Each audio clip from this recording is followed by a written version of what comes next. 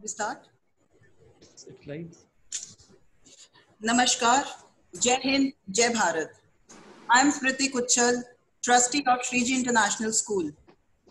आज हमारे बीच एक ऐसी शख्सियत, एक ऐसे रण बांकुरे मौजूद हैं जिनकी वीरता ने हमारे सारे राष्ट्र को गौरवान्वित किया है।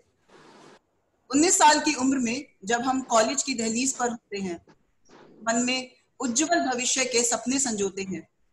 इस उम्र में एक नौजवान ग्रेनेडियर योगेंद्र यादव ने 1999 कारगिल युद्ध के दौरान अपने शरीर में 17 गोलियों की पीड़ा सहकर भी पाकिस्तानियों को धूल चटाई और बोले, दुश्मन को मौत के घाट उतारने से पहले अगर मुझे मौत आ गई तो मैं मौत को ही मौत के घाट उतार दूंगा।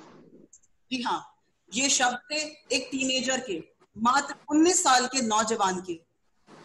इस शूरवीर ने अपने रक्त से विजय तिलक लगाकर शत्रु क्षेत्र पर विजय पताका गड़ाया।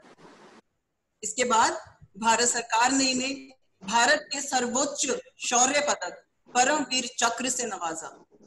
परमवीर चक्र एक ऐसा सम्मान है जो युद्ध भूमि में अपने अदम्य साहस और वीर पराक्रम दिखाने वाले एक सैनिक को दिया जाता है। सूबेदार मेजर योगेंद्र सिंह यादव सबसे कम उम्र के सैनिक हैं जिन्हें यह सम्मान प्राप्त हुआ है, मात्र 19 साल में। अधिकतर परमवीर चक्र मरणोप्राण दिया जाता है, मतलब जब कोई वीर जवान शहीद होता है तब उसको ये अवार्ड दिया जाता है। लेकिन हमारे देश में केवल 3 वीर जवान ऐसे हैं जिनको जीते जी इस अवार्ड से नवाजा गया है और उनमें से यादव साहब एक हैं। सर, तहे दिल से आपका स्वागत करती हूँ और गहराई से आपका धन्यवाद करना चाहूंगी कि आपने अपने कीमती वक्त में से कुछ समय हमारे लिए निकाला। सबसे पहले बहुत बहुत धन्यवाद। जय हिंद और सुप्रभात।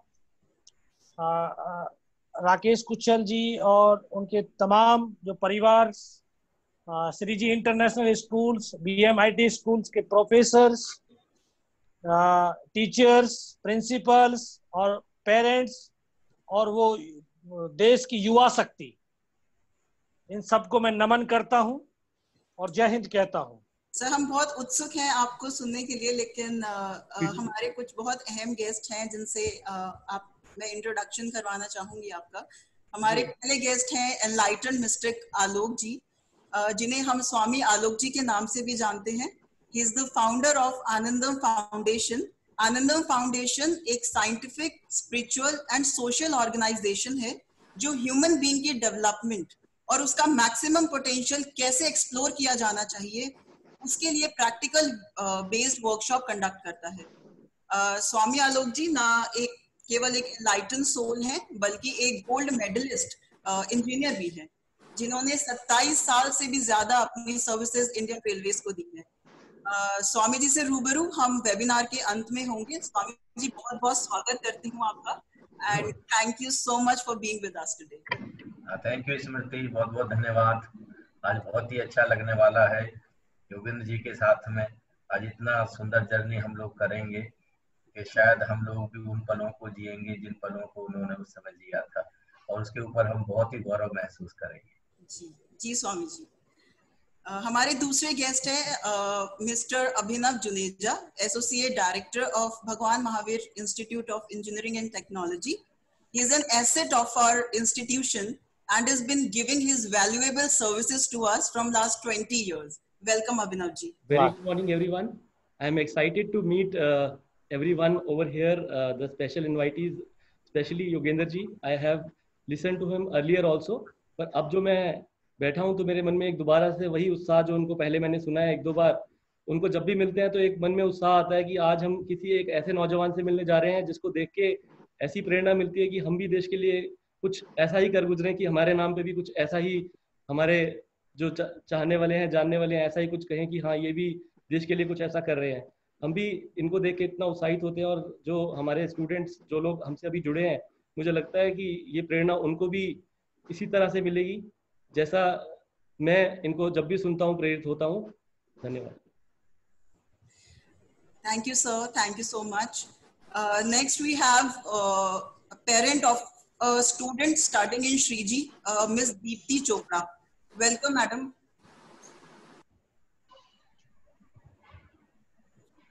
Thank you so much. Namaskar सबको.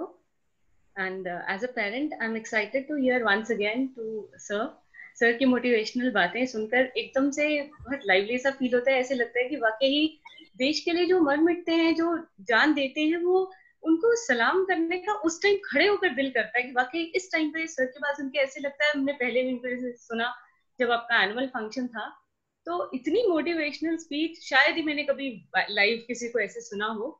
बहुत ही बढ़िया. आई एम रियली ग्रेटफुल कि मेरे को आपने ऐसा मौका दिया कि सर के साथ हम रूबरू हो सकते हैं through webinar. Thank you so much. Looking forward. Thank you so much. Next, we have a parent of a student studying in BMIT, Miss Shaila Goyal. Then the student of Shriji Bhavya. Next, we have student of BMIET, Divya Maggu. Yogendra sir, ज्यादा समय ना लेते हुए आपके मुखारविंद से आपकी शौर्य गाथा का प्रारंभ करते हैं. और I request all the Facebook viewers that if you have any questions, you can drop your question in the comment box. So over to you, sir.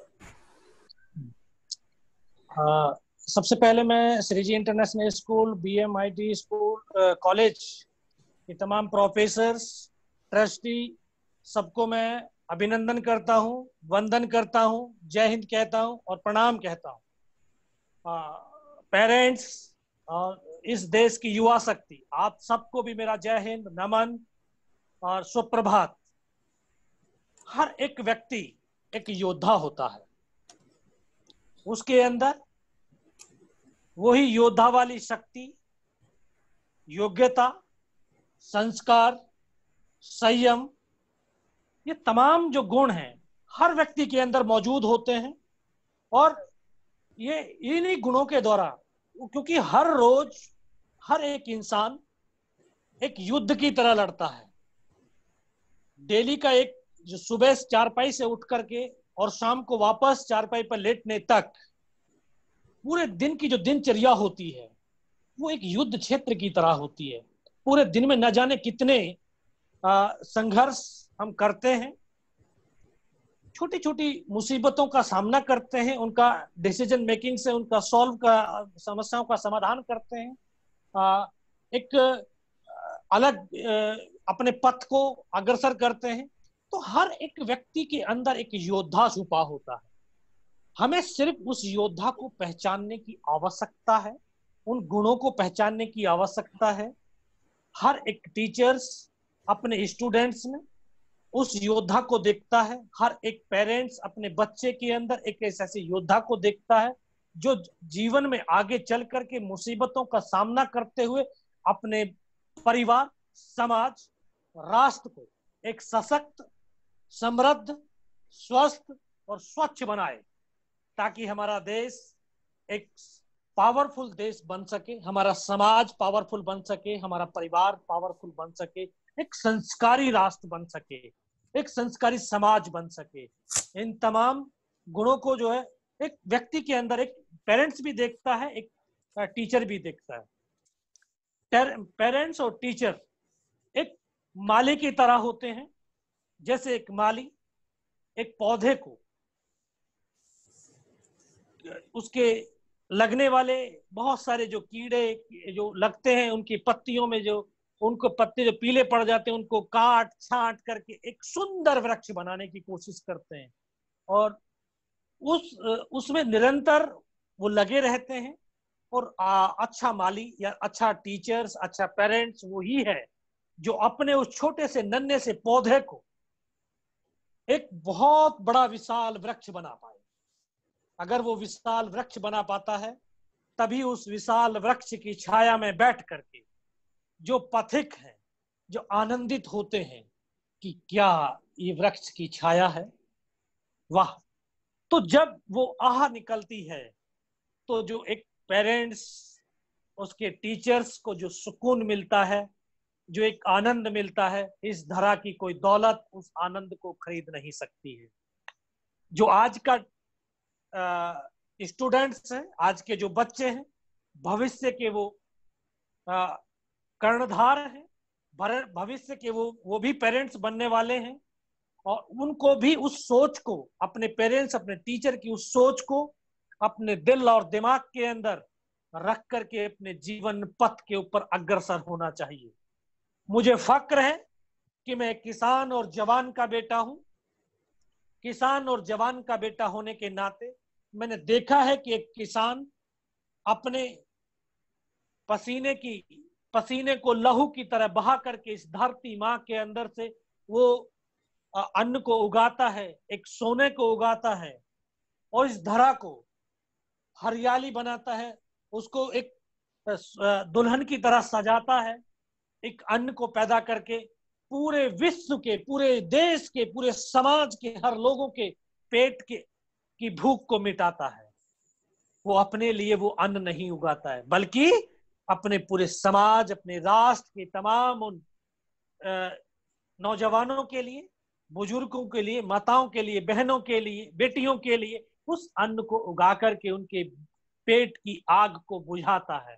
जब पेट की आग बुझती है तभी वो इंसान राष्ट्र और समाज के बारे में सोच पाता है। ठीक उसी प्रकार से टीचर्स अपने स्टूडेंट्स की तमाम उन बुराइयों को एक चुंबक की तरह खींच करके बाहर निकालता है, एक कुम्हार की तरह अंदर से हाथ लगा करके उसको इतने धीरे धीरे थपेड़े मार करके इतना मजबूत बनाता है कि उस मटके के अंदर कितना भी पानी भरो वो मटका नहीं फूटता है। तो उसी प्रकार से हम अपने आप को उन थपेड़ों को सहन करने की सामर्थ हमारे अंदर होनी चाहिए। अगर वो समर्थ है तभी हम जीवन की बड़ी से बड़ी कठिनाई को आसानी से पार कर सकते हैं और अपने लक्ष्य को प्राप्त कर सकते हैं। हर एक बच्चा आज के समाज के अंदर, राष्ट्र के अंदर, दुनिया के अंदर भ्रमित है कि मैं करूं तो करूं क्या। जैसे एक मेरा छोटा सा एक एग्जाम्पल आपको मैं बताना चाहता हूं कि एक माँ और बेटा बाजार में गए। एक बच्चा बहुत सुंदर सी बांसुरी बजा रहा था। बेटा और माँ दोनों मनमोहित हो गए। बेटे ने जिद करी माँ से कि मुझे ये बांसुरी चाहिए। माँ ने उस बेटे को वो बांसुरी दिले दी। बांसुरी लेकर के वो चला गया, लेकिन जितनी मधुर वो बांसुरी बजा रहा था वो बांसुरी बज नहीं पाई।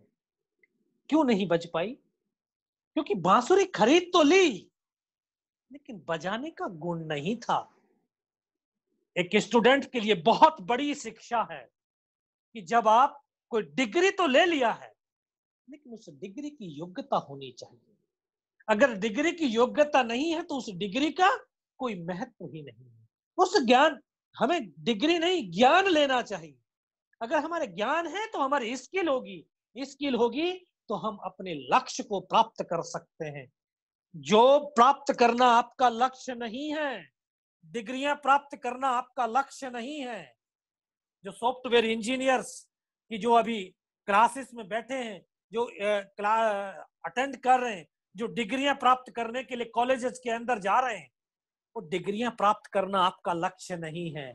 जो इलेक्ट्रॉनिक मैकेनिकल इंजीनियरिंग की डिग्री लिया तो इलेक्ट्रॉनिक मैकेनिकल का हम क्या ऐसा सॉफ्टवेयर डेवलप करें जिससे राष्ट्र और समाज के अंदर वो उसको सहयोग कर सके, उसको डेवलप कर सके, उससे लोगों की एनर्जी को बढ़ाया जा सके। एक सैनिक भी वही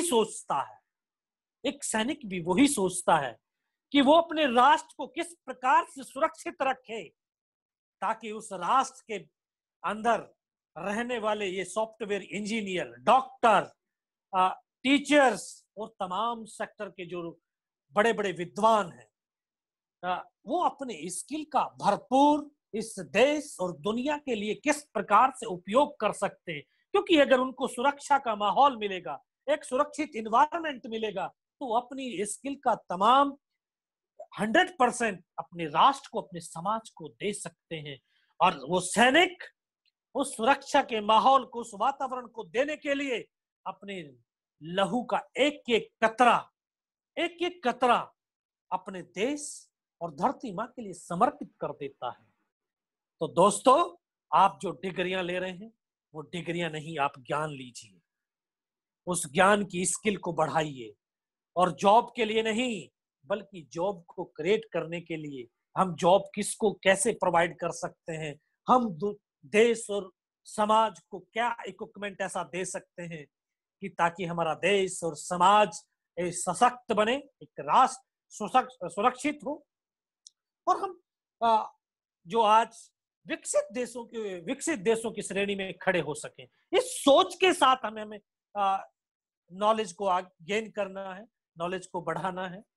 ये आज बहुत सुनहरा अवसर श्री जी इंटरनेशनल स्कूल के ट्रस्टियों के जो तमाम उन लोगों ने दिया कि ऐसा पावन महीना चल रहा है।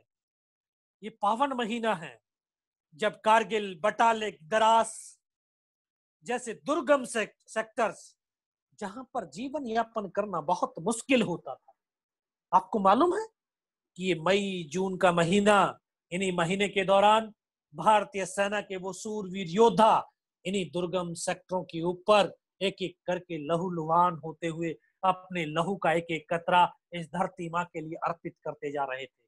ये मई जून का महीना ही था। आज मई जून के महीने में हम लोग बैठ करके एसीओ में, पंखे में बैठते हैं। उस समय आज से 21 साल पहले द्रास, बटालिक, इन तमाम सेक्टर्स के अंदर -20 डिग्री टेम्परेचर था, जहां पर जीवन यापन करना बहुत मुश्किल था। दुश्मन के साथ युद्ध लड़ रहे थे। युद्ध, अभी योद्धा का मैंने जिक्र किया, तो योद्धा जब युद्ध के अंदर उतरता है तो उसके साथ एक चुनौती नहीं होती, बल्कि अनेकों चुनौतियां होती हैं। हर एक कदम के बाद उसको अपना डिसीजन मेकिंग की एबिलिटी को बढ़ाता है।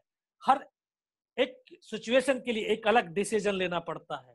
एक अलग टीम के सदस्यों के अंदर एक नया मोटिवेशन देना पड़ता है, ताकि वो अपने टीम को सही प्रकार से कंट्रोल करके, उनके टीम एबिलिटी को बढ़ा करके, नया डिसीजन लेकर के उस नए ऑब्जेक्टिव की तरफ बढ़ सके और अपने उस लक्ष्य को प्राप्त कर सके।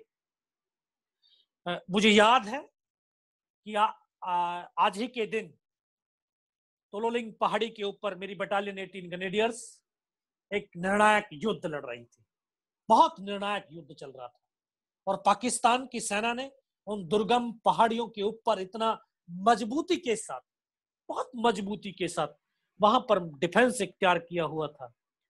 आप लोगों ने प्रैक्टिकली आप देखते हैं, जब छत के ऊपर कोई व्यक्ति खड़ा हो, ऊपर से पत्थर भी फेंके तो नीचे वाले व्यक्तियों को तहस नहस कर सकता है, उनको मार सकता है। अभी हमने फरवरी के अंदर देखा, फरवरी माह के अंदर दिल्ली के अंदर कुछ लोगों ने, जो असामाजिक तत्वों ने दिल्ली के अंदर जिस प्रकार से नरसंहार किया, छतों के ऊपर खड़े होकर के पत्थरबाजी करके हमारे सैकड़ों लोगों को जो है मार दिया, उनको घायल कर दिया। तो इस प्रकार से पहाड़ी के ऊपर जो इसके पास हाइट होती है उसके पास एडवांटेज होता है। हमारे पास हाइट नहीं थी, हाइट दुश्मन के पास थी।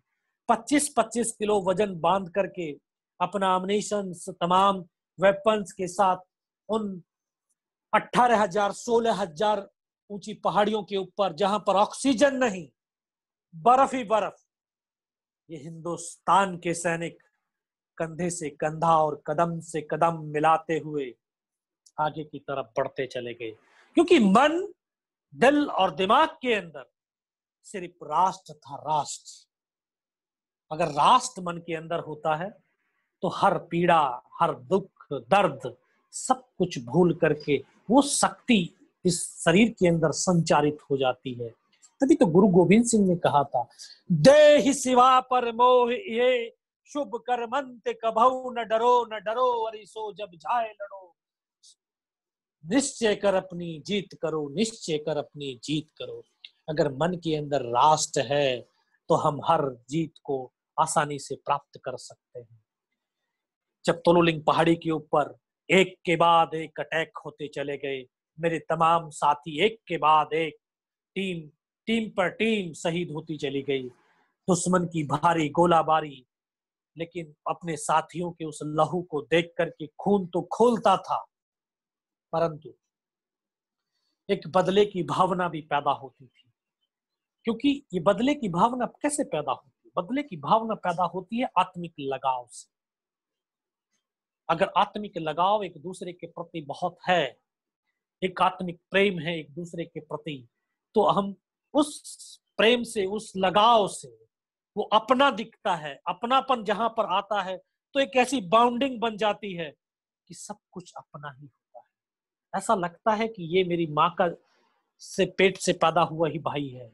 जिस प्रकार से माँ बाप जो भाई होते हैं, भाई बहन होते हैं, उनके अंदर एक बाउंडिंग होती है, वो एक सैनिक साथियों के अंदर होती है, उससे भी कहीं मजबूत होती है। तो उनको बदला लेने के लिए जुनून पैदा होता है, उस जुनून से हम आगे बढ़े और एक के बाद एक जब साथी शहीद होते चले गए। मुझे याद है कि उस तोलोलिंग पहाड़ी के ऊपर 22 दिन तक लड़ाई लड़ी। 22 दिन में 2 ऑफिसर, 2 जूनियर कमीशन ऑफिसर और 21 जवानों ने शहादत दी।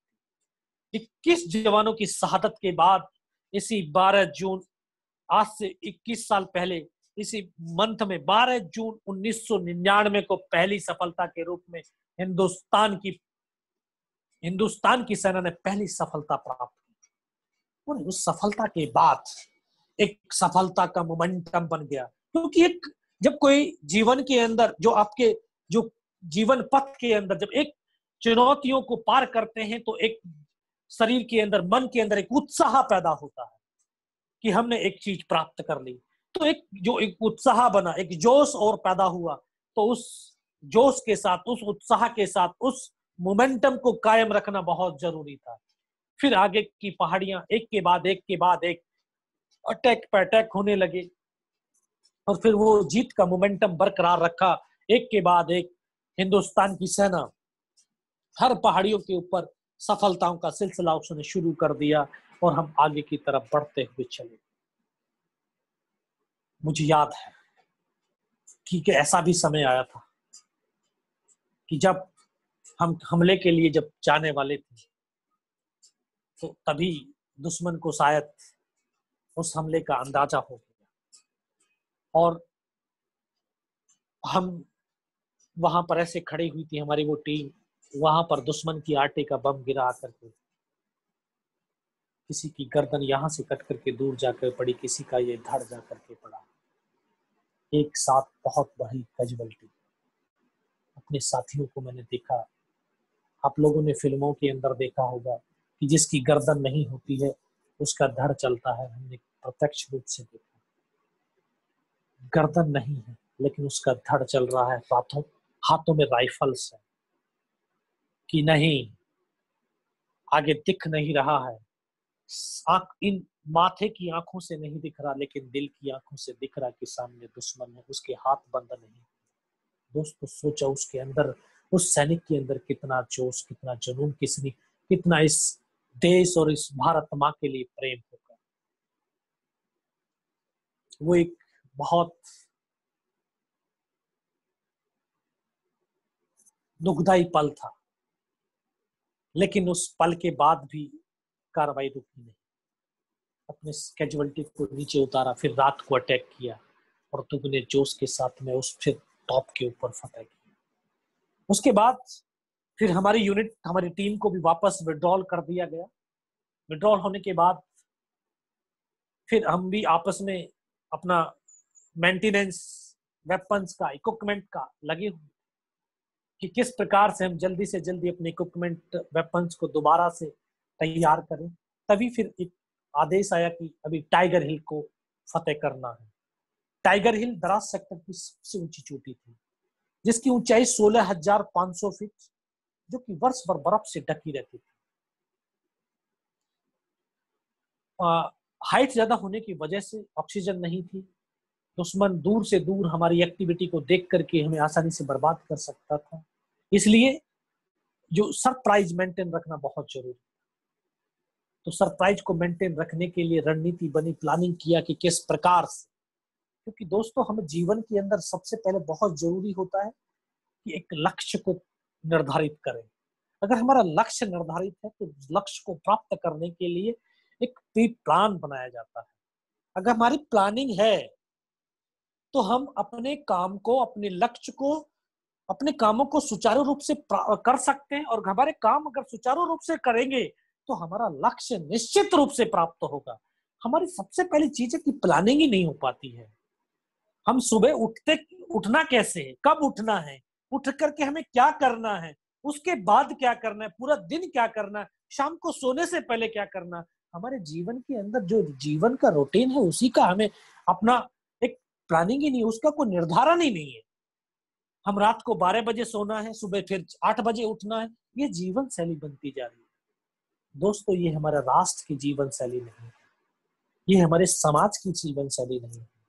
हम आईटी के इक्विपमेंट आए, आईटी के जो है जो इक्विपमेंट है उनको हम बहुत भारी तादाद में उपयोग कर रहे हैं, करना चाहिए, क्योंकि आज आने वाला समय हमारा पूरा आईटी युग होगा।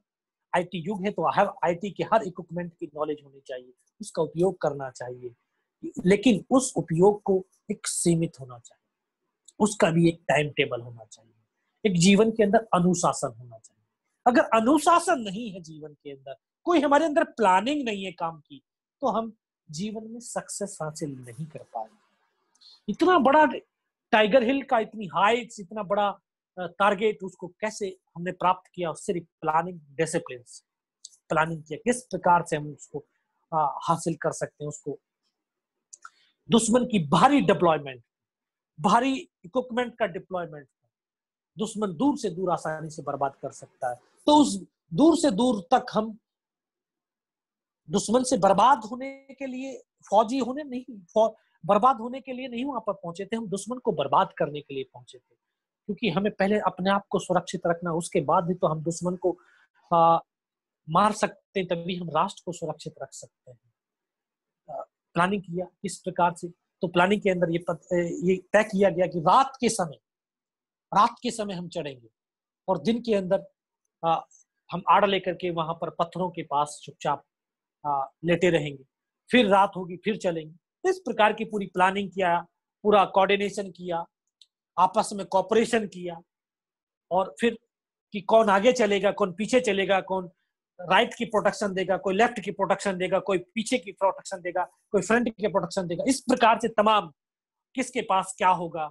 जैसे कि स्टूडेंट जब एग्जाम देने के लिए जाता है तो उसका पूरा प्रिपरेशन होता है, वो उसको अगर किस प्रकार से उसने कौन से पेन का यूज करना है, क्या करना है, कहाँ, ये तमाम जो चीजें होती हैं वो तमाम एक सैनिक भी वो अपने उस कर्म क्षेत्र के अंदर लगाता है। पूरी प्लानिंग बनने के बाद, पूरा ब्रीफ किया, ब्रीफ के बाद फिर आखिरकार हमें 2 जुलाई को चढ़ना शुरू करना पड़ा। जब 2 जुलाई को चढ़ना शुरू किया तो रात भर चलते थे, दिन भर हम चुपचाप पत्थरों में पड़े रहते थे। दोस्तों, 2 रात और 1 दिन बिना कुछ खाए पिए चलते रहे। तीसरी रात का वो मंजर आज भी मेरी आंखों के सामने वो दृश्य है, शायद वो कल की ही तो बात है। मुझे याद है कि सुबह के वक्त रस्सियों के सहारे एक दूसरे का हाथ पकड़ करके हम ऊपर की तरफ चढ़ते जा रहे थे, और इस प्रकार से इतना एक दूसरे का हाथ पकड़ रहे थे, लेकिन आवाज तो होनी लाजमी थी, पत्थर भी फिसलने लाजमी थे। पत्थर फिसले, हमारी आवाज हुई, तो हमें नहीं पता था कि दोनों तरफ से दुश्मन से हम घिरे हुए, दुश्मनों के बीच से गुजर रहे थे। तभी दुश्मन ने फायर खोल दिया। दुश्मन का फायर खोलते ही दोनों तरफ से हमारे रास्ते कट होने के बाद जब हम ऊपर केवल हम 7 जवान, बाकी को चढ़ने नहीं दिया। ऊपर देखा तो 7, 2-3 बंकर्स, उसमें 4-5 दुश्मन के पोस्ट। उसके बाद जैसे वो पोस्ट आधाधुंध हमने एकदम एक साथ गोलाबारी किया। आधाधुंध गोलाबारी करने के बाद उसमें 4-5 पाकिस्तान के जो सैनिक थे उनको मौत के घाट उतारते जो सामने दुश्मन वहां से 50-60 मीटर रहा, उन्होंने देखा कि हिंदुस्तान की फौज यहां तक पहुंच गई है। इतना जबरदस्त हमारे ऊपर गोलाबारी किया कि हम ऐसी कंडीशन में थे कि 1 कदम आगे रखते हैं तब भी हमारी मौत है, 1 कदम पीछे रखते हैं तब भी हमारी मौत। दोस्तों, ऐसी परिस्थिति जब आ जाती है जीवन के अंदर, तो वहां पर भी धैर्य को नहीं खोना चाहिए। और ये तमाम मेंटली स्ट्रेंथ से बनती है, और मेंटली स्ट्रेंथ बहुत जरूरी है। और वो कैसे आएगी? जब तक हम फिजिकल एक्टिविटी नहीं करेंगे, हम योग नहीं करेंगे, हम स्कूल्स कॉलेजेस के अंदर कोई फिजिकल के जो ये फिजिकल एक्टिविटी के कुछ सिलेबस नहीं डालेंगे, तो वो तब जब हम वो प्रैक्टिकली वो चीजें करेंगे तब हमारा वो मेंटल स्ट्रेंथ बनता है। क्योंकि कहा जाता है कि क्योंकि हम तो ऐसे समाज, ऐसे राष्ट्र के अंदर रहते हैं जो ऋषि मुनियों की, देवों की भूमि रही है। एक ऐसी परंपरा रही है कि जो सुबह 4 बजे से लेकर के सुबह 6 बजे का जो 2 घंटे का जो ब्रह्ममुहूर्त बोलते हैं, इसमें देवी देवताएं जो सकारात्मक शक्तियां इस ब्रह्मांड में विचरित करती हैं। और इस शक्तियां जब हमारे मन मस्तिष्क से टकराती हैं तो हमारा मन मस्तिष्क इतना मजबूत हो जाता है, जो शरीर की ताकत, मन की ताकत बढ़ जाती है। जब शरीर और मन की ताकत बढ़ जाती है और जब एक साथ जुड़ जाती है, योग में इसलिए कहा कि योग का मतलब होता है जोड़ना, आत्मा को परमात्मा से जोड़ना, शरीर की आत्मा से शक्ति को जोड़ना। जब शरीर और आत्मा की शक्ति जुड़ जाती है तो वो व्यक्ति असाधारण कार्य भी साधारण तरीके से कर पाता है। सोचिए कि जब सामने दुश्मन और मौत खड़ी है, भागने का पीछे का कोई, हिंदुस्तान का सैनिक कभी कदम पीछे नहीं रखता। ये सबसे बड़ी ताकत है हमारे देश की, हमारे सेना की, कि हमारे देश का सैनिक चाहे वो गोलियों से छलनी क्यों ना हो जाए, अगर उसके शरीर के अंदर रक्त का एक कतरा भी बचा है और एक सांस भी बची है तो उसके कदम दुश्मन की तरफ बढ़ते हैं, उसके कदम कभी पीछे की तरफ नहीं बढ़ते। इस भारत की माओ के बेटे अपनी माँ के दूध का कर्ज चुकाते चुकाते अपने लहू का हर कतरा बहा देते हैं। अपनी माँ के दूध के जो है कभी उसको लजाते नहीं। और हर माँ, इस देश की हर माँ अपने बेटे से, अपने सैनिक से कह करके भेजती है, बेटा छाती पे गोली खाना, पीठ पर नहीं। तो हर बेटा अपनी माँ के उस लफ्ज को, अपने बाप के उस आशीर्वाद को लेकर के जब वो आगे बढ़ता है, उस समय तो कोई मतलब ही नहीं था कि हमारे कदम पीछे की तरफ। उस मेंटली स्ट्रेंथ से सोचिए, मरना ही तो है। अरे मरने से पहले जितने ज्यादा से ज्यादा हम मार सकते हैं उसको मारें। इस सोच के साथ हम आगे की तरफ दौड़े। और मैं आपको ये भी बताना चाहता हूं कि हर एक काम टीम के रूप में किया जाता है। इंडिविजुअल किसी की कोई सामर्थ्य नहीं होती है कि वो अपने आप इंडिविजुअल सारे कामों को कर सके, नहीं, उस टीम की ताकत होती है। जैसे एक क्लास के अंदर एक जो टीचर्स है, वो टीचर की पावर क्या है? अकेले टीचर की कोई पावर नहीं होती है। टीचर की पावर होती है उसके स्टूडेंट्स उसकी पावर होती है। और वो टीचर उस पावर से एम्पावर होता है और उसी एम्पावर से अपने स्टूडेंट्स के अंदर वो ताकत, वो शक्ति, वो ज्ञान, वो सब कुछ उनके अंदर भर देता है। माँ बाप का जो पावर है वो उसके बच्चे होते हैं, और बच्चे की पावर उसके पेरेंट्स होते हैं, उसकी टीचर्स होते हैं। तो दोनों के अंदर आपस में कनेक्शन होता है, दोनों आपस में एक साथ जुड़े होते हैं। तो उस पावर का इस्तेमाल करके हुए हमें अपने आगे लक्ष्य को प्राप्त करने में ये चीजें मदद करती हैं। और एक और बताना चाहता हूं कि व्यक्ति की पहचान किसी ओहदे या रैंक से नहीं है कि हम बहुत बड़े सॉफ्टवेयर इंजीनियर बन गए, किसी कंपनी के मैनेजर डायरेक्टर हैं तो वो हमारी पहचान। साहब, वो आपने डिग्रियां ली हैं, डिग्री से आपको वो पोस्ट मिला है और पोस्ट से आप अपने सबॉर्डिनेट्स के अंदर वो जो काम करा रहे हैं उनको कंट्रोलिंग कर रहे हैं, गाइडिंग कर रहे हैं। बट जो आपका इंडिविजुअल वर्क है वो आपकी पहचान बनाती है, आपकी सोच आपकी पहचान बनाती है। आपके जो व्यक्तित्व है वो कर्मों के द्वारा जो आपका व्यक्तित्व बनता है वो व्यक्तित्व आपकी पहचान बनाता है। तो मेरी कोई पहचान नहीं थी, मैं भी आप लोगों की तरह एक आम इंसान था, एक आम स्टूडेंट रहा क्लास के अंदर, कोई ब्रिलियंट स्टूडेंट भी नहीं था। एक मध्यम वर्ग का स्टूडेंट था। जब सेना के अंदर आया तो कोई स्पेशल सैनिक नहीं था, एक आम सैनिक था। लेकिन जब हमें जो काम मिला, उस काम के अंदर जो तोलोलिंग के ऊपर 22 दिन के अंदर 15 जवानों की टीम, और उस टीम के अंदर हम 3 जवान ऐसे थे जो कंटिन्यू 22 दिन तक चलते रहे। और उस 22 दिन के काम की बदौलत हम तीनों जवानों की एक पहचान बने कि ये फिजिकली मेंटली बहुत स्ट्रांग है। इसलिए इनको जो हमारी कमांडो टीम है, जो घातक प्लेटून है, उसके अंदर डालो, जो सबसे पहले टाइगर हिल के ऊपर जाएगी। तो उसी टीम के हम 4 सदस्य थे उस 7 बंदों में से।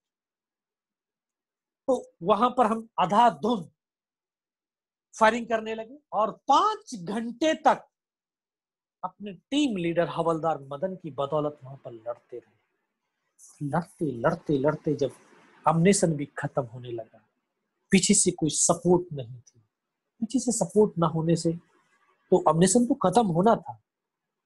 फिर सोचा कि अब क्या करें। लोगों की हमने सोचा कि यार करना क्या है। करना यह है कि दुश्मन को ज्यादा से ज्यादा मौत के घाट उतारना है। तो कैसे किया जा सकता है? ऐसे किया जा सकता है कि दुश्मन जब नजदीक से नजदीक हमारे आएगा तब हम फायर खोलें।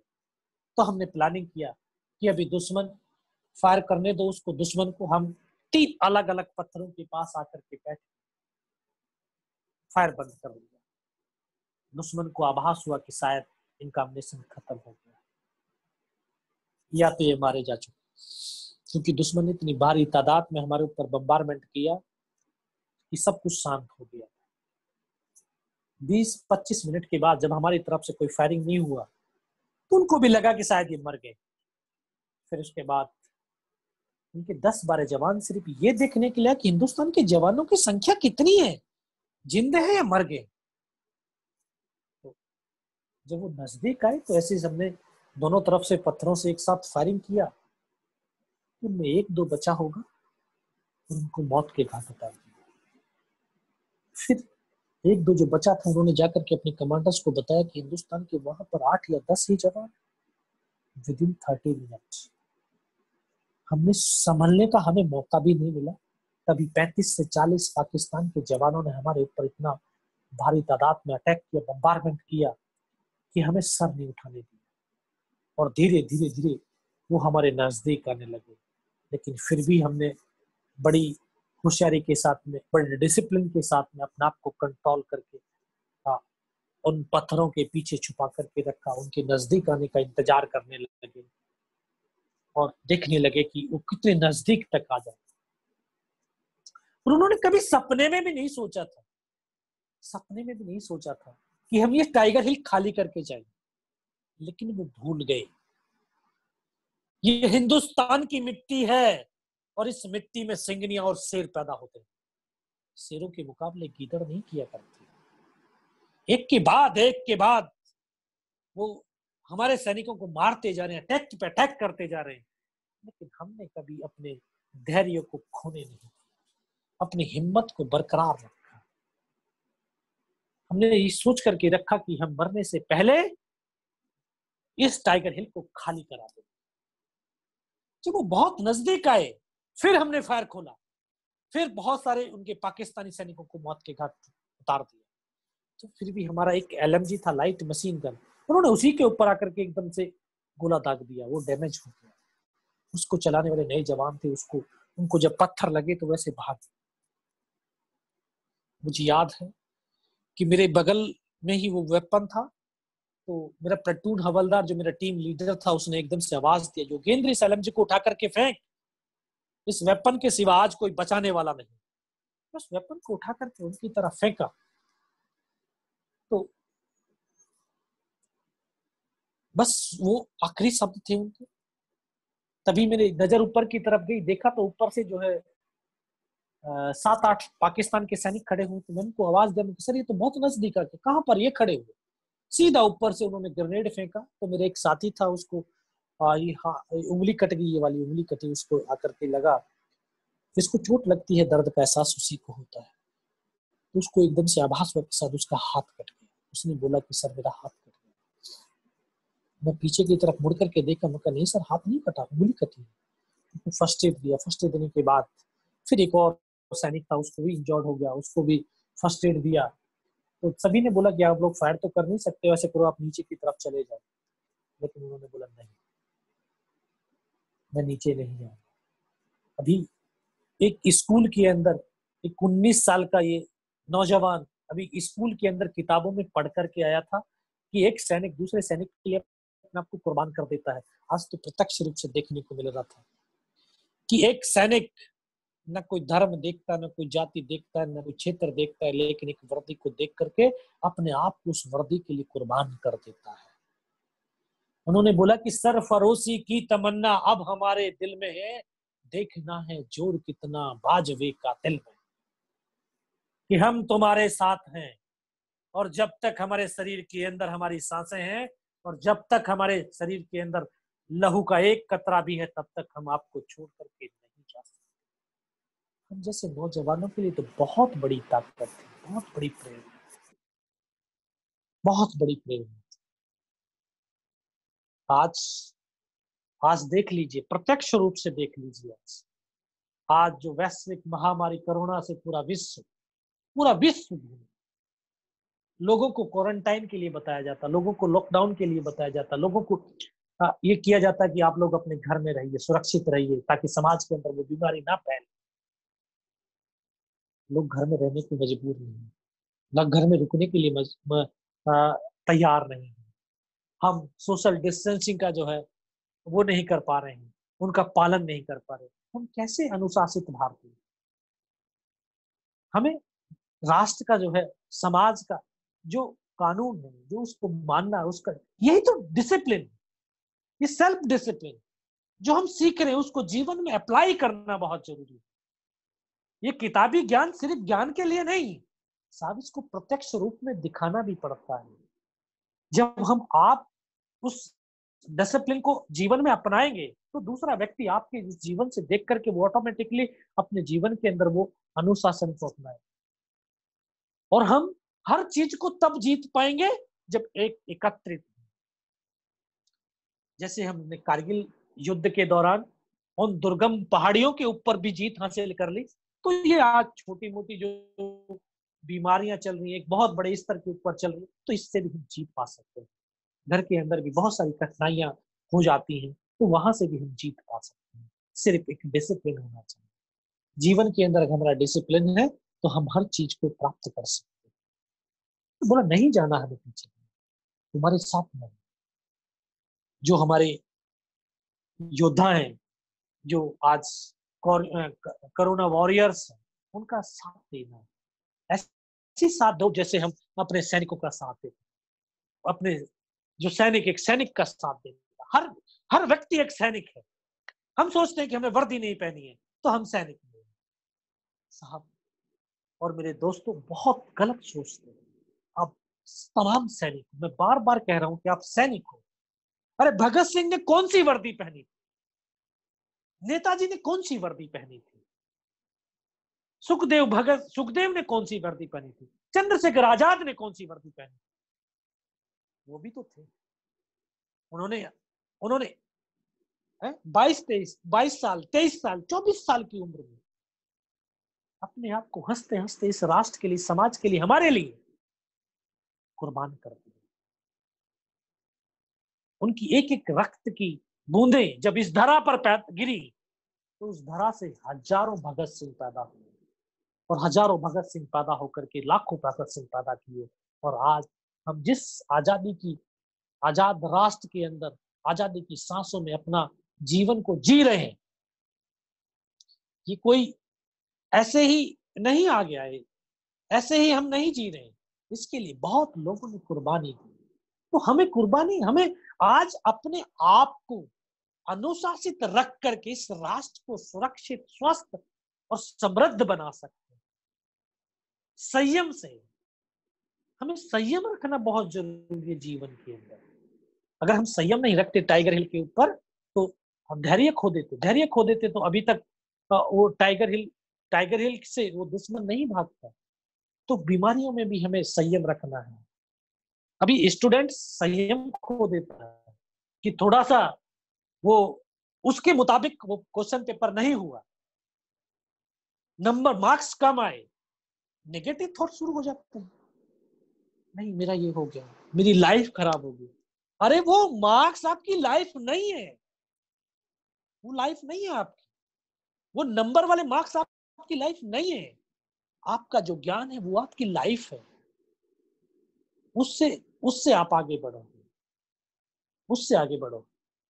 मेरा आपसे ये है कि बिल्कुल नेगेटिव थॉट नहीं। अगर आपके मार्क्स कम भी आए हैं, आपको कुछ कुछ हुआ भी है, तो आपने देखा है, पिक्चरों में देखा है, आप देखते हैं कि जब शेर 2 कदम पीछे लेता है तो वो डरा नहीं है उस मुसीबत से, बल्कि वो लंबी छलांग लेने के लिए, लगाने के लिए तैयार हुआ है। भगवान ने, परमात्मा ने आपको शायद थोड़ा सा पीछे किया होगा, तो आपको बहुत बड़ी अचीवमेंट देने के लिए शायद पीछे किया है, क्योंकि वो अचीवमेंट आप दे देते, संतुष्ट हो जाते तो आप मेहनत नहीं करते।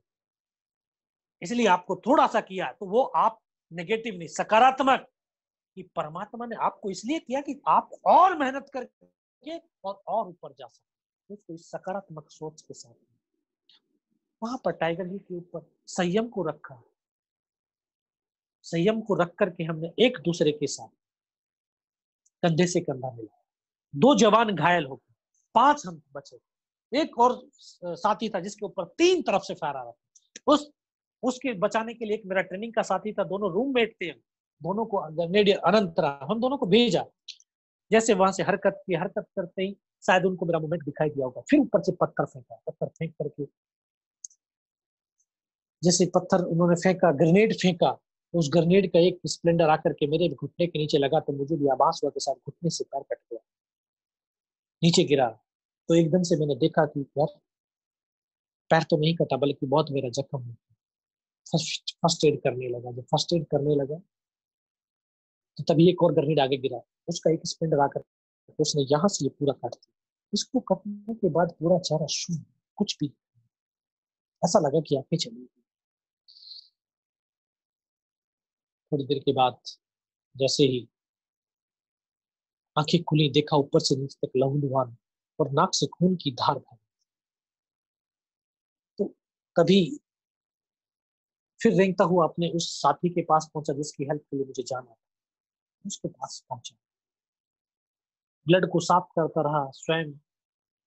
फिर उस साथी को बोला कि सर आप मेरे फर्स्ट एड कर दो, उन्होंने भी बोला पहले फायर करने लगे, फायर करते करते तभी हाँ, उस साथी ने जब अपना फील्ड पट्टी जो था लगाने के लिए, उन्होंने पैसे पॉलिथीन फाड़ने के लिए यहाँ तक हाथ पहुंचा, यहाँ तक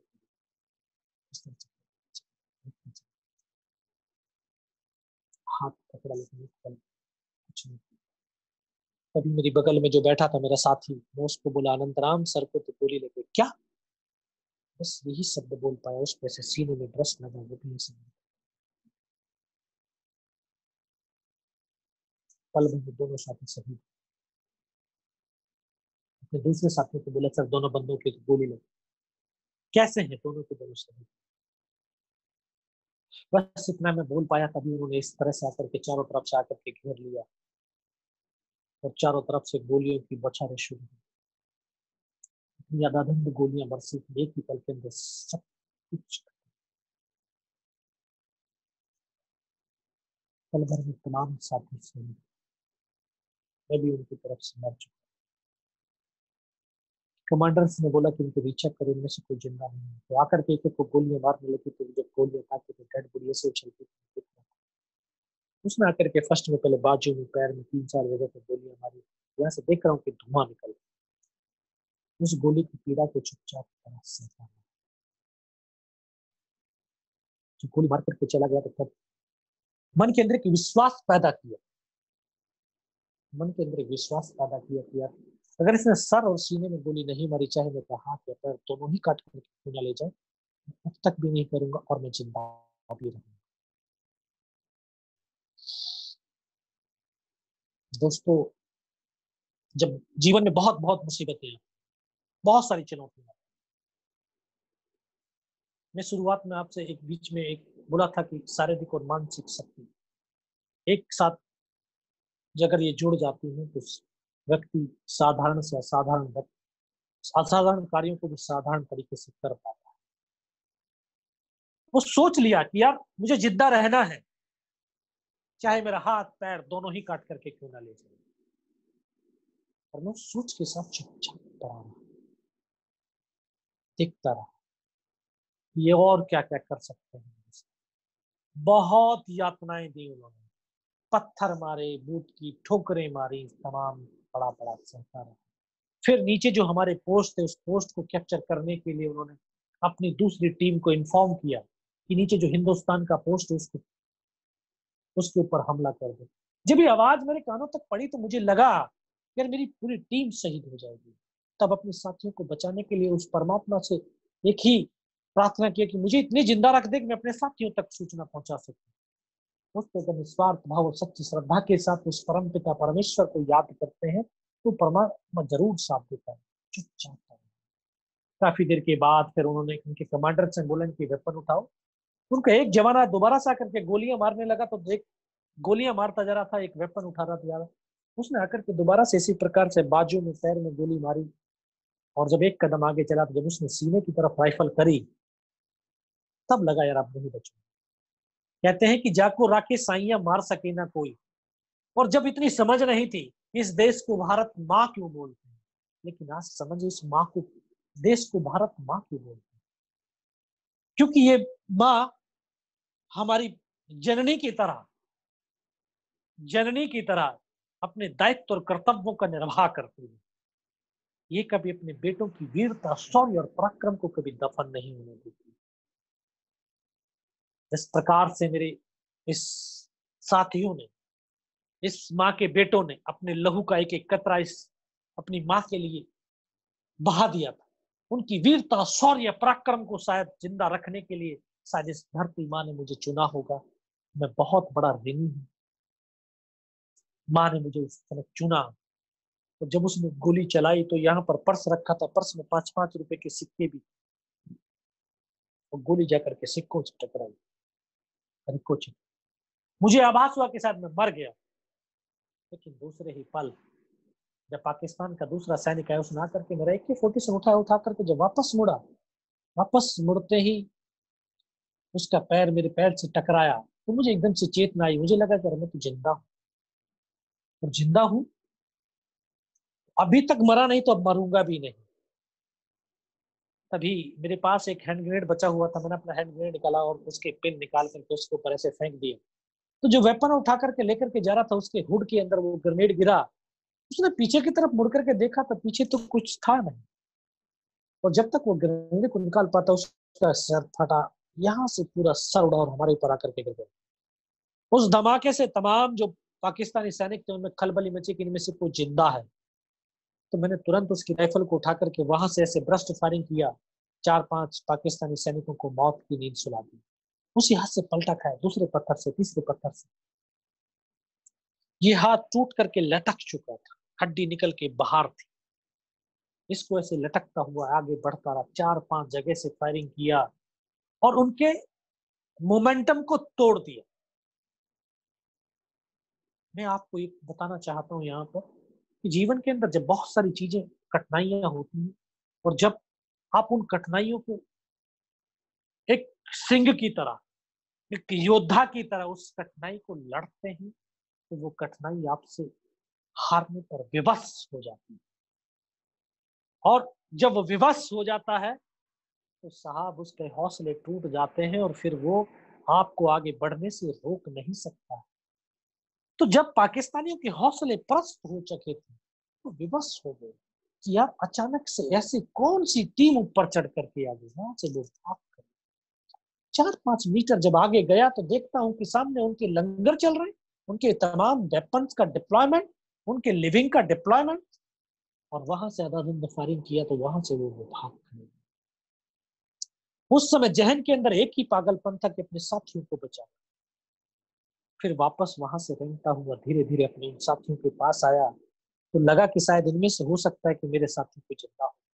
देखा तो किसी का पूरा सर फटा हुआ बाहर था, किसी के पूरे फेफड़े निकले हुए। बहुत देर बैठ करके रोता रहा। अभी तो ये भी पता नहीं कि जाना कहाँ है। चारों तरफ तो बर्फ ही बर्फ, पहाड़ ही पहाड़।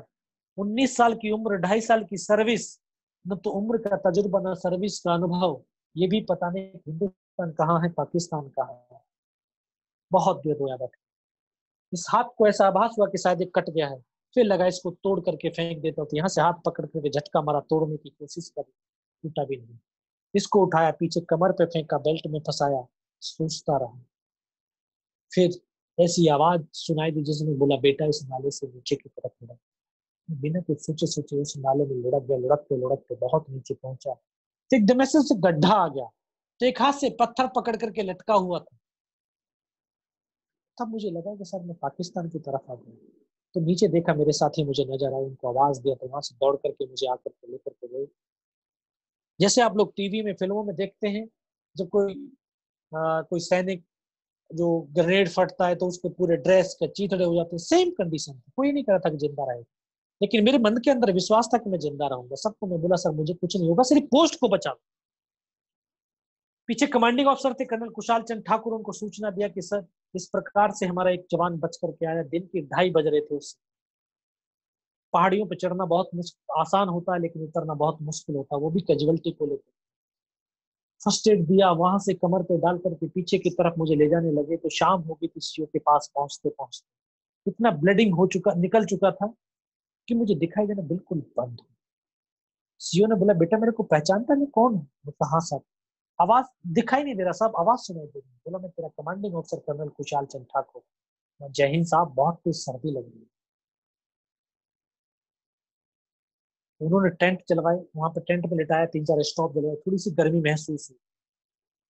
बोला, बेटा कुछ बता सकता? मैं साहब पानी पिला दो, बहुत प्यास लग रही थी, क्योंकि बारूद की वजह से जबान रखने लगी अभी।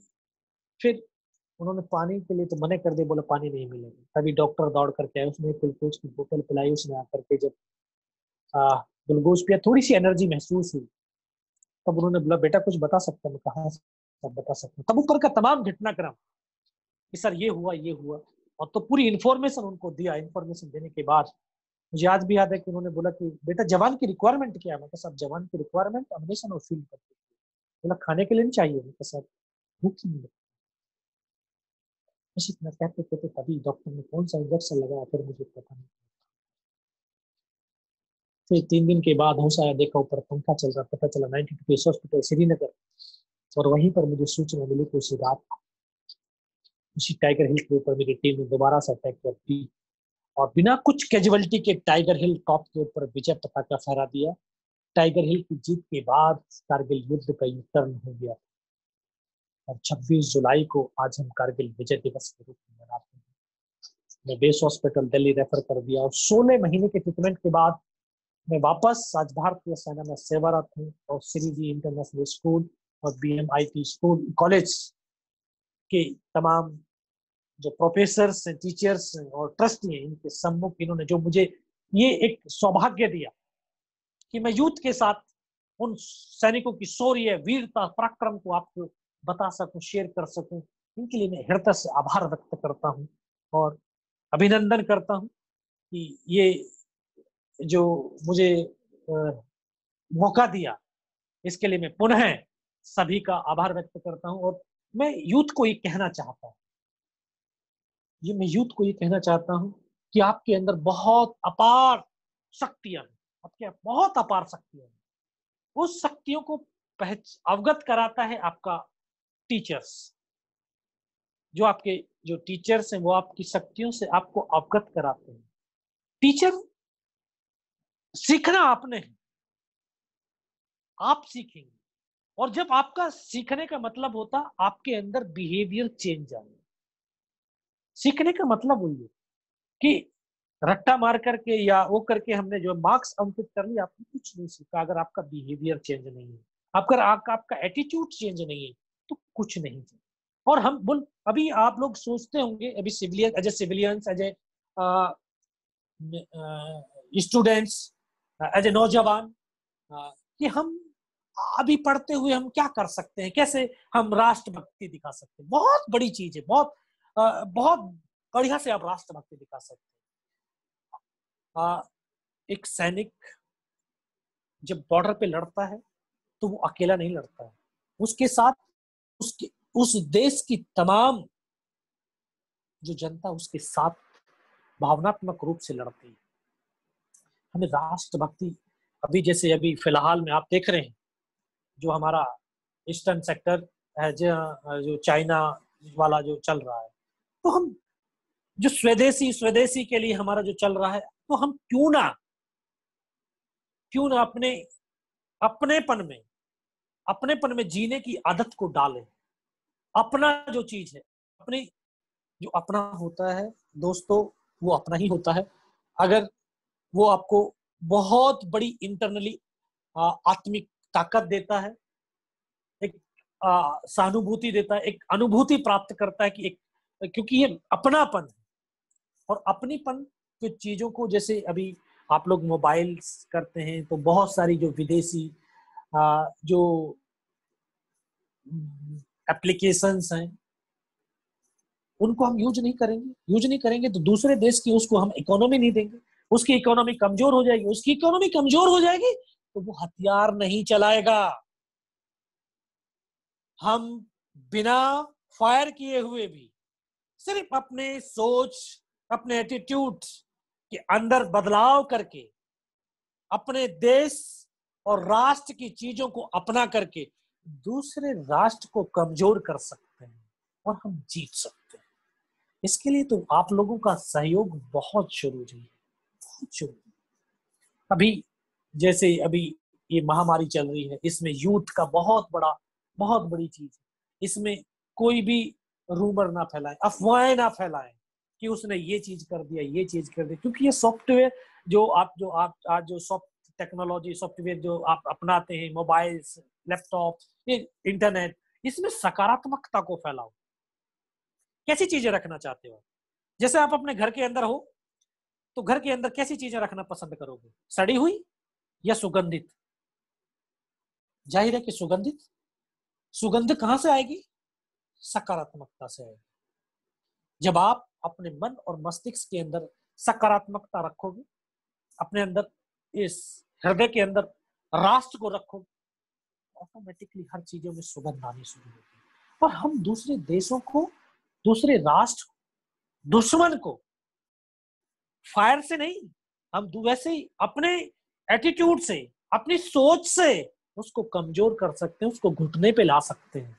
तो क्यों ना हम अपने उन सैनिकों का साथ दें, क्यों ना हम अपने राष्ट्र के उस तिरंगे को इतने आसमां तक पहुंचा दें कि उसकी बुलंदियों को छूने की कोई हिम्मत ना कर सके। उस तिरंगे को देखने के लिए उसको ऐसे सामने नहीं बल्कि गर्दन को ऊपर उठा करके देखना पड़े, इतनी ऊंचाई तक पहुंचाना इस तिरंगे को। और वो पहुंचाएंगे हमारे ये यूथ, मेरे ये तमाम देश के नौजवान, ये तमाम वो देश के वो प्रोफेशन में लगे हुए, तमाम अलग अलग क्षेत्रों में लगे हुए वो टीचर्स, प्रोफेसर्स, डॉक्टर्स, तमाम सेक्टर्स के वो जो एक बुद्धिजीवी लोग हैं, वो उन चीजों को आगे बढ़ाएंगे। और मेरा माता पिता से भी अनुरोध है कि एक माँ बाप बहुत बड़ी अपेक्षाएं रखता है अपने बच्चे से कि वो पढ़ लिख करके डॉक्टर बने, इंजीनियर बने, ये बने। हाँ ठीक है, बनना चाहिए वो, लेकिन उसके अंदर राष्ट्र प्रेम होना चाहिए, उसके अंदर वो भारतीय संस्कृति होनी चाहिए, भारतीय सभ्यता होनी चाहिए। अगर वो चीज है तब वो सपूत है, सपूत। और वो सपूत है तो एक माँ बाप को जो एक आत्म संतुष्टि, अपने जीवन का जो जीवन पथ तय किया है, तो आत्म अनुभूति, जो संतुष्टि जो प्राप्त होती है, वो और किसी चीज से नहीं हो सकती है। जब उसका समाज प्रफुल्लित होगा, सुगंधित होगा, उसका घर प्रफुल्लित होता, सुगंधित होता है, तो बच्चे संस्कारी होगा, राष्ट्र संस्कारी होगा। तो ऐसे राष्ट्र की कल्पना करते हुए अपने बच्चों के अंदर वो चीजों को जरूर जगाना है। अभी बच्चों को हम कहते हैं कि सुबह जल्दी उठना है और हम खुद उठते हैं लेट, तो वो कैसे फर्क पड़ेगा? कहने से नहीं, करने से फर्क पड़ेगा। करने से हमारी सोच डेवलप होगी, क्योंकि जैसा मैं कहता हूं वैसा करो से अच्छा होता है जैसा मैं करता हूं वैसा करो, उसका इफेक्टिवनेस होता है। और ये जीवन एक जलधारा की तरह है, ये तो बहती रहेगी, निरंतर बहती रहेगी। और हम इस धरती पे आए हैं तो एक लिमिटेशन है हमारा, कोई जन्म जन्मांतर जो तक यहाँ पर हम बैठे नहीं रहेंगे इंसान के रूप में। एक लिमिटेशन है हमारा, उस लिमिटेशन पीरियड के अंदर इस धरती पर हैं, तो इस धरती को सुगंधित बना करके जाए। जब आप ये चीजें सोच करके रखेंगे, प्रकृति सुंदर होगी, व्यक्तियों के अंदर एक सकारात्मकता होगी, लोगों के अंदर एक सोच बढ़ेगी। अभी कॉलेजेस जो ये अपने कॉलेज हैं, स्कूल्स हैं, यहाँ जैसे प्लांटेशन के अंदर प्रैक्टिकली हम बच्चों के अंदर वो चीजें बोला प्लांटेशन लगाओ, ये उसकी आप खुद केयर करें, तो उसको जैसे जैसे वो उसका वो प्लांट बड़ा हो रहा है, वो वैसे वैसे उसकी क्लास भी बड़ी हो रही है। जब वो स्कूल से वापस जब जाता है तो उसको ऐसे निहार करके जाता है कि यार ये मेरा लगा हुआ है, वो उसका अपना होता है, वो कभी उसको नहीं होना चाहिए। ये प्रैक्टिकल हम स्कूल के अंदर कर सकते हैं। पेरेंट्स घर के अंदर उनको नेचर के साथ में जोड़ो, हाँ, और जो हमारे संस्कार है उसके साथ में जोड़ेंगे तो हम शायद एक समृद्ध, सशक्त और स्वस्थ और स्वच्छ राष्ट्र का निर्माण कर सकते हैं। तभी हम दुनिया को शांति, समृद्धि और विशालता का हम जो है संदेश दे पाएंगे, और संदेश देने में हमारे अंदर सामर्थ्य, क्षमता है, और इस क्षमता को हमें सदुपयोग करना, हम सबको मिलकर के एक साथ मिलकर के चलना, अपने मन दिल की जो है आवाज को सुन करके अपने लक्ष्यों को प्राप्त करना। आखिर में मैं यही कहूंगा कि कर्मवीर को कोई रोक नहीं सकता है करने से, और उसको कौन मार सकता है जो कभी न डरता हो मरने से। मैं पुनः श्री जी इंटरनेशनल स्कूल्स और BMIT स्कूल के तमाम ट्रस्टी, प्रोफेसर्स, टीचर्स, पेरेंट्स और जो इस लाइफ में जुड़े हुए तमाम उन योद्धाओं को, उन सैनिकों को, उन नौजवानों को मैं पुनः नतमस्तक होकर के नमन करता हूँ, प्रणाम करता हूँ, जय हिंद कहता हूँ। और आखिर में यही कहूंगा कि ये सांसों के तराने हिंद का नव निर्माण करेगा, हिंद का नवगान गाएगा। ये सांसों के तराने इस हिंद का नवगान गाएगा। हमारा स्वर ध्वज लेकर वो चंद्रयान गाएगा। हमारे प्राण माता भारती के पग समर्पित हैं, हमारे लहू का हर कतरा हिंदुस्तान गाएगा, हिंदुस्तान गाएगा। जय हिंद, जय भारत। जय Hind sir, and thank you so much. जब भी आपकी गौरव गाथा सुनती हूँ तो केवल यही पंक्तियां मुझे याद आती हैं कि विजय हुई परवानों की, धार की उन तीखी चट्टानों की, रोक ना पाई चढ़ाई घातक के दीवानों की, है शौर्य गाथा उस वीर की, वीरानों की। उस उम्र के कच्चेपन में भी दुश्मन को वो मार रहा था, लोहा अपनी छाती में भर वो परमवीर दहाड़ रहा था। टाइगर हिल का पाहन पाहन उसके साहस से कांप रहा था। वो साक्षात देव इंद्र बन वज्रपात बरसा रहा था। हार भारत माँ की लाज का उन लहू लुहान कंधों पर था, पर पीछे हटने का विचार भी उसके मन में रत्न बनना था।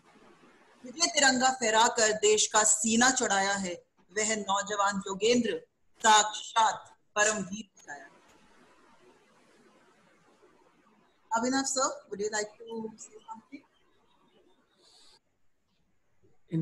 योगेंद्र जी, आपका जो पूरा संवाद था, अभी इसको सुनकर मुझे दोबारा से ऐसा लग रहा है कि मैंने जो कुछ मूवीज जो आप पर बनी है उन मूवीज को देख रहा, बिल्कुल एकदम ऐसा लगा था कि वही जो मूवीज में दिखाया है वही जो बिल्कुल आपका जीवन था। उनको दो मूवीज जो कि LOC कारगिल और लक्ष्य, इन दो मूवीज में बिल्कुल सेम ऐसा ही यही सब कुछ आपकी पूरे जीवन की प्रेरणा से इन दो मूवीज को पूरा बनाया गया है। और ऐसे जो के कार्य हैं इनको देखकर जो स्टूडेंट्स हैं और जो यंग जनरेशन है आज उन्होंने सीधा डायरेक्ट आपके पूरे के पूरे आपके जो जीवन काल में जो आपने अपनी वीरता प्रदर्शित की, उस पूरी वीरता को हमारे बच्चों ने, उनका सौभाग्य है कि उन्होंने आपके मुख से लाइव इसको सुना है। और मैं आशा करता हूं कि आने वाले वक्त में हमारे जो स्टूडेंट्स हैं आपकी बातों को सुनकर, जो आपने कैरियर को चूज करने के लिए, धैर्य रखने के लिए, और जो भी बातें आपने बताई हैं वो बच्चे हमारे अपने कैरियर में इन चीजों को, अपनी लाइफ में इन चीजों को इम्प्लीमेंट करेंगे और इससे उनको काफी फायदा होगा। स्वामी जी, अगर स्वामी जी आप अपने विचार रखने चाहेंगे? Swamiji will conclude the program. I think we shall take the questions, because due to the shortage of time, we'll start taking the questions. Divya, would you like to ask something from sir? Yes, ma'am. जय Hind sir. जय Hind sir, मेरा आपसे एक प्रश्न था। Sir, आपने लड़ाई में बहुत कठिन समय देखा। इतनी छोटी उम्र में आपका साहस और देशभक्ति सराहनीय है। आज का युवा अपने लिए डिफेंस को एक कैरियर की तरह देखता तो है, लेकिन युवा डिफेंस ज्वाइन नहीं करते या नहीं कर पाते। अभी हमारी सरकार ने आम नागरिकों के लिए डिफेंस ज्वाइन करने की एक योजना तैयार की है। क्या इससे युवाओं में डिफेंस ज्वाइन करने को और बढ़ावा मिलेगा? बिल्कुल। एक जो पहले कुछ चीजें लिमिटेशन थी, अभी उसका जो ना विस्तृत तरीके से कर दिया गया है। तो जो यूथ इंटरेस्टेड था डिफेंस में जाने के लिए, तो उसको अभी एक मौका मिलेगा कि वो जाए, डिफेंस में जाए और अपना एक 3 साल का एक कैरियर वहां पर करके उसके अंदर जो एक चेंजिंग है वो भी आएगा और एक समृद्ध राष्ट्र बनेगा, सशक्त बनेगा। क्योंकि जब डिफेंस के अंदर जो कर करके वापस जब आता है तो उसकी सोच ही बदली हो जाती है। उस सोच के साथ में तो ये जो लोगों के अंदर ये बहुत, जो यूथ को बहुत आकर्षित करेगा, क्योंकि सबको ये वर्दी पहनने की एक चाहत होती है और उस चाहत को पूरा करने के लिए जो भारत सरकार ने और सेना ने ये कदम उठाया, ये बहुत ही सराहनीय है और यूथ को इसका जो ना ज्यादा से ज्यादा इस्तेमाल और इसका लाभ उठाना चाहिए। ठीक है सर, धन्यवाद सर आपका टाइम देने के लिए। जय हिंद, जय भारत। जय जय।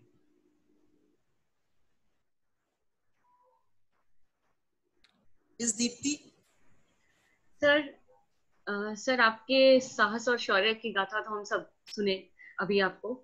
सर एक पेरेंट होने के नाते मैं ये पूछना चाहती हूँ कि स्कूल अपने पाठ्यक्रम में ऐसे क्या प्रावधान रख सकता है जिससे कि बच्चों में लड़ने की, परिस्थितियों को झेलने की क्षमता विकसित हो? क्योंकि आजकल आपने भी जैसे बताया कि पेपर अच्छा नहीं आया तो बच्चे विचलित हो जाते हैं कि नहीं, मैं कुछ नहीं कर सकता।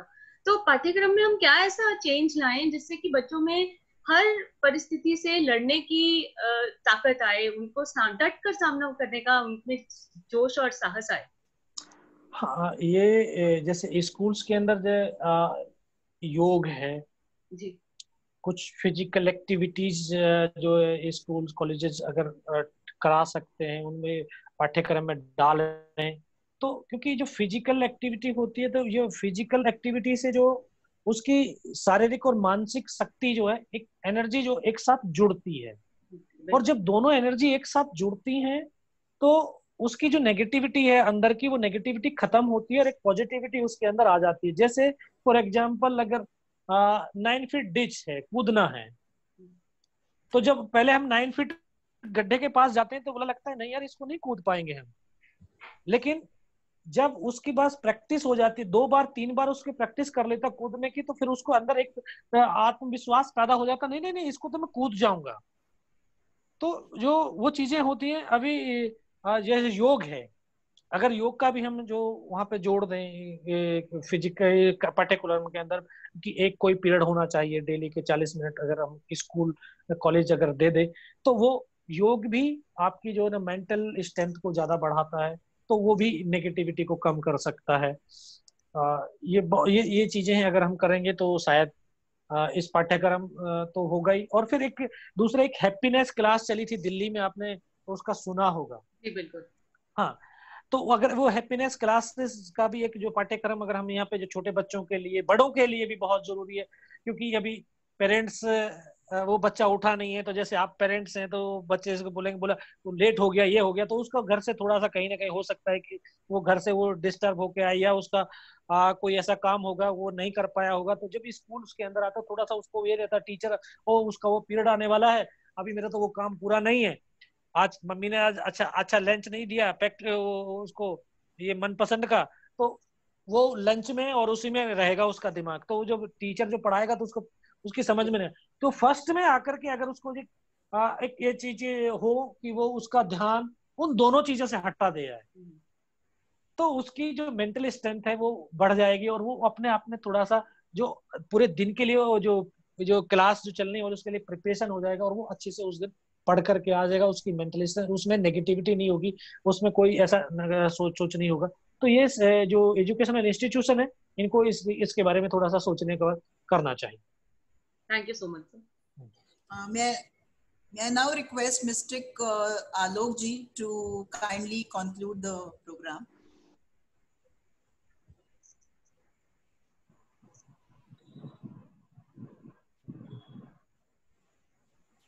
Thank you Smriti. मैं तो सच में ही बहुत ही अभिभूत हूँ। मैं बहुत सारी चीजें नोट कर रहा था योगेंद्र यादव जी की, मेरे रोंगटे खड़े हो गए और कितनी बार मुझे बीच में रोना आ गया, और मुझे लग रहा था जैसे मैं बिल्कुल एकदम लाइव पिक्चर देख रहा हूँ। जिस ढंग से वो बता रहे थे, जैसे मैं कि गर्दन कट गई है और वो धड़ से चल रहे हैं एक जवान, और वो जैसे देख रहे होंगे उस समय मैं एकदम लाइव देख रहा था। भाई योगेंद्र जी आपको बहुत सलाम करता हूँ। अरे सर नहीं, मैं बहुत ही प्रणाम करता हूँ। सच में मेरे अंदर से तो बहुत ज्यादा रोना फूट रहा है। आपने वो सारा दृश्य देखा और उसके बावजूद भी इतना ज्यादा जज्बा। मैं आपके माध्यम से जो बच्चे हैं श्री जी इंटरनेशनल स्कूल के और कॉलेज के, उनको बस एक ही चीज कहना चाहता हूँ जो मैंने आज योगेंद्र जी से सीखा, कि जो लक्ष्य की प्राप्ति है, अगर लक्ष्य इतना ज्यादा बड़ा हो, इतना खूबसूरत हो, लोग कहते हैं कि हमको लक्ष्य प्राप्त करना और कैसे प्राप्त कर सकते हैं। अगर लक्ष्य इतना बड़ा हो कि वो एक राष्ट्र बन जाए हमारा पूरा लक्ष्य, तो लक्ष्य हमको प्राप्त नहीं करना पड़ता, हमारा लक्ष्य हमको अपनी ओर खींच लेता है। जैसे वो उनका लक्ष्य इतना बड़ा बन गया, इतना सुंदर बन गया कि उनको उनके लक्ष्य ने अपनी तरफ खींच लिया। और दूसरी बहुत बड़ी चीज जो योगेंद्र जी से आज यहाँ पर हमको सीखने को मिली है, जो मैं सारे बच्चों को कहना चाहता हूँ। बच्चे अक्सर प्रश्न पूछते हैं कि सेल्फ मोटिवेशन कैसा है, क्योंकि अभी योगेंद्र यादव जी मोटिवेट करके जा रहे हैं और ये मोटिवेशन हमारे हृदय में उतर गया है, लेकिन ये मोटिवेशन फिर किसी दिन विदा हो जाएगा। तो उनसे जो आज मुझको सीखने को मिला है, और बहुत गहरे तल पर सीखने को मिला है, अगर हमारा लक्ष्य हमारे दिल में उतर जाए, जो उन्होंने बोला खुद, अगर हमारे दिल में उतर जाए तो फिर कोई किसी के मोटिवेशन की जरूरत नहीं है, वो हमारे अंदर हमेशा मोटिवेशन बना ही रहेगा। और जितने लोग भी आज गौरी शंकर छू पाए हैं धरती पर, वो सब वही लोग हैं जिनका लक्ष्य उनके दिल में उतर गया, केवल दिमाग में नहीं, जिसको हम कहते हैं दिलो दिमाग में। दिमाग के साथ साथ दिल में भी अगर लक्ष्य उतर जाए, और क्या उनका जज्बा है साहब। मैं उनके जज्बे को जितने भी प्रणाम करूं, जितने भी नमन करूं, मैं तो योगेंद्र यादव जी के माध्यम से अपनी 4 लाइन कहना चाहता हूं।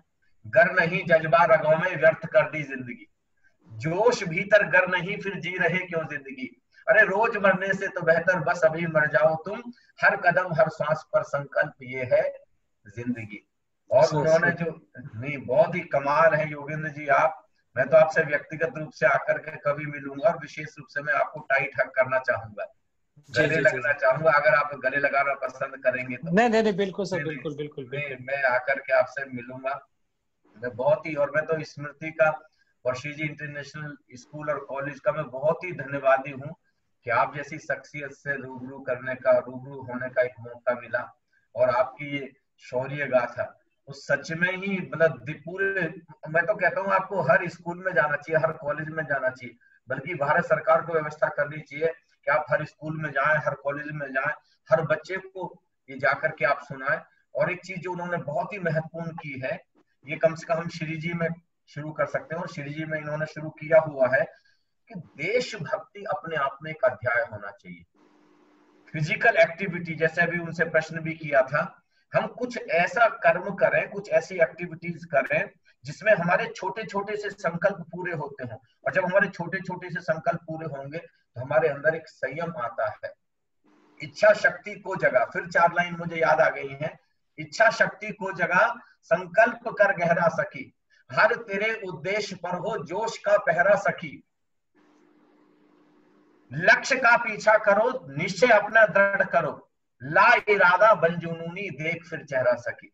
एक दिन जैसे आज योगेंद्र यादव जी का चेहरा है, पूरा देश उनके चेहरे को देख करके गौरवान्वित महसूस करता है खुद को, अपने आप को महान, जैसे उन्हीं जैसी शख्सियतों के कारण हम आज फक्र से कह सकते हैं मेरा भारत महान। सच में योगेंद्र जी आपकी बदौलत कह सकते हैं, आप जैसे कुछ युवा हो जाएं देश में और हम सब लोग।